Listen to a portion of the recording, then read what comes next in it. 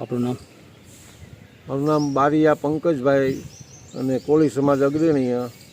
આજ રોજ તળાજા પંચનાથ મહાદેવ શમશાન ગૃહમાં અમારે એક મરણ થઈ ગયું હતું, એટલે અમે આભળવા આવ્યા. હવે તળાજા પંચનાથ મહાદેવમાં નગરપાલિકા સંચાલિત હમણાં વિકાસના કામો થયા છે એવી જાહેરાત કરવામાં આવે છે. ખરેખર વિકાસના કામમાં અત્યારે તળાજા નગરપાલિકા સંચાલિત શમશાન ગૃહમાં પાણીની ટાંકી જે બનેલી છે, તકરીબન 50,000 લીટર કે 70,000 લીટરની આ પાણીની ટાંકી છે. આ ટાંકીમાં વ્યાપક ભ્રષ્ટાચાર થયો એવું જાણવા મળ્યું છે. આ ટાંકી બની અને પાણી ભરે એ પહેલાં પાણી ભરીને ટેસ્ટિંગ કરે એટલે પાણી લીકેજ થાય એવું 3 વખત રિપેરિંગ કરવામાં આવ્યું છે, છતાં હજી પાણીની ટાંકીમાંથી પાણી ટપકે છે. અહીંયા આવતા આભળવા આવતા પંચનાથ મહાદેવ કે દર્શન કરવા આવતા શ્રદ્ધાળુઓ અને ડાઘોના જીવનું જોખમ છે. આ ભાજપ શાસિત નગરપાલિકામાં ભ્રષ્ટાચાર ચરમસીમાએ પહોંચી ગયેલો છે.